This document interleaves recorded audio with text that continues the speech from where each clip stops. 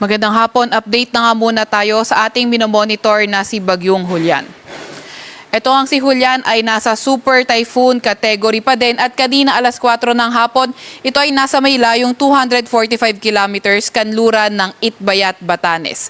Ito ay nagtataglay ng lakas na hangin na 195 kilometers malapit sa sentro at bugso na aabot sa 240 kilometers per hour. Kumikilos sa direksyong Hilaga-Hilagang kanluran ng mabagal. So tingnan naman natin yung magiging track nitong si Julian. So after 24 hours, ito ay nasa may layong 270 kilometers northwest of Itbayat, Batanes. May kita natin nasa loob na nga ito muli ng ating PAR.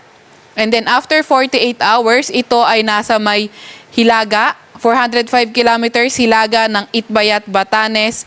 And after 72 hours, ito ay nasa may layong 680 kilometers north-northeast ng Itbayat, Batanes. At may kita natin ito ay nasa labas na rin ng ating Philippine Area of Responsibility. Ano nga ba inaasahan natin dito kay Bagyong Julian or kay Super Typhoon Julian? So, inaasahan nga natin ito ay magre-recurve papunta sa karagatan southwest ng Taiwan ngayon hanggang bukas ng umaga. May kita nga rin natin na posibleng magkaroon ng intensification itong si Julian in the next 12 hours. Pero may kita nga rin natin na bago ito maglandfall dito sa may Taiwan area ay posible pa nga rin itong humina. And then posibleng lumabas na ating Philippine Area of Responsibility Thursday evening or Friday early morning. And then, dahil nga sa weak steering, posible pang magbago itong forecast track. Dahil pa rin kay Julian nakataas ang Tropical Cyclone Wind Signal number 1 sa may Ilocos Norte, Ilocos Sur, sa may La Union, northern at western portion ng Pangasinan, sa may Apayao, sa may Abra, Kalinga, Mountain Province, sa may Ifugao, sa may Benguet, sa may Batanes, sa may Cagayan kabilang ng ang Babuyan Island, northern at western portion ng Isabela at ang northwestern portion ng Nueva Vizcaya. So asahan nga natin yung minimal to minor threat to life and property kapag nakataas ang signal number 1.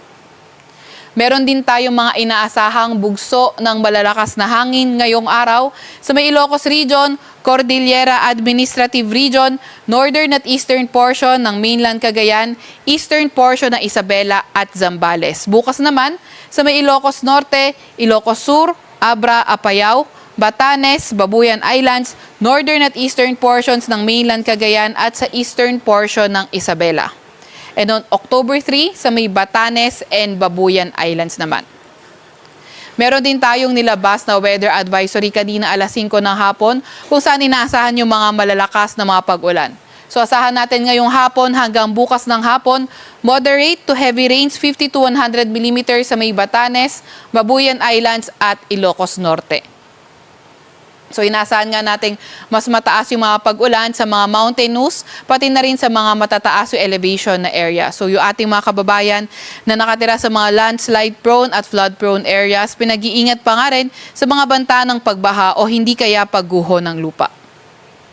Meron din tayong nakataas na gale warning sa may Batanes, Babuyan Islands at ang northern coast ng Ilocos Norte. Kaya kung maaari ay huwag mo nang pumalaot, lalo na yung mga maliliit na sasakyang pandagat, pati na rin yung mga motor bangkas dahil magiging maalon hanggang sa napakaalon ng karagatan.